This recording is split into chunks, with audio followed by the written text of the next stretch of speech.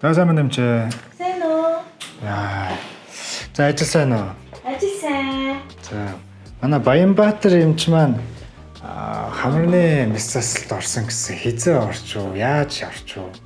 Яа, одоо баяна эмчийн би Болтонд хүрээд ирээ дуутсан байгаа. Дээр бас хаалгаанд орсон мөртлөөс давхар ажиллаа ирээ яаж байгаа. Тэгээд Болтын хийнгээ нэгмөр хаалгааныхаа талаар илүү нарийн гоё илүү дэлгэрэнгүй тайлбарлаж өгье.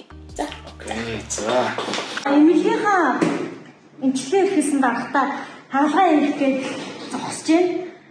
За, юу их гэж нэ гэхээр дээд зөх хөмсөний дээгүүр базаргийн жоохон дэшээ өргөж өгөх. Тэгээд хамрын үзүүрийг янзлах мэсцэл хийх гэж байна.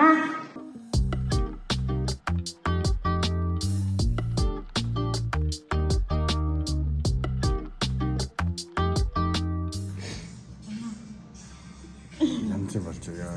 Харан хөмсөлт боллоо шүү дээ. Хэн байна? За мэс засалтаа орцсон. Авцаа. За. Одоо Болтонд орно шүү дээ. Тэгээ бас бахоо. За дэдгүй юу? Эцүү. Явах. Тэгээ. Өвдөж байгаа зөөр хэрэг.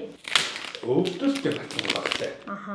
Тэгээ. Яг бүр ингээд сонгоогоо уулзтлаа өнсөх гэдэг юм уу тийм тонгоос үед бол яг нэг үзүүр сууж явах юм суух. Явах логч байна. Хоёр өнөөдөр хаалгааны дараах хагасаа үзнсээ 1 2 3 дахь хоног болж байгаа. Хаалгааны дараа эхний 2 хоног бол нэлээ хавтсан. Баяна эмчт хоёрын хувьд болохоор дээд зөв хөмсгний дээгүүр татах. За мөн хамрын үзүүрийг засах мэс засал гээд үндсэн 2 мэс засал хийгдсэн. Гэхдээ өнөөдрийн хувьд болохоор зөвхөн хамрын үзүүр засах мэс заслынхаа талаараас та бүхэнд жоохон товчхон мэдээлэл өгье гэж бодож байна.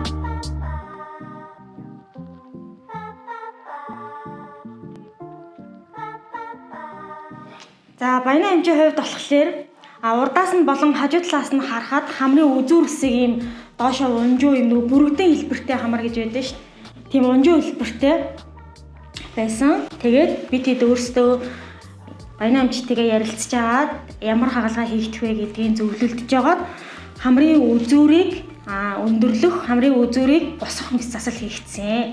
Хагалгаа нь хэсгийн медальтай орсон. За хамрын үзүүр дээр таслав чимтэр янзлагдаагүй учраас мөгөөрс авах боломжгүй. Дээрээс нь чихэндээ ямар нэгэн шарах үүсэхгүй гэсэн учраас бидэд аврагч эд болон алаадон буюу биомахыг ашиглаад хамрын үзүүрийг дээшээгээ өргөх босгох мэс засал хийгдсэн. Явж гинэ. За.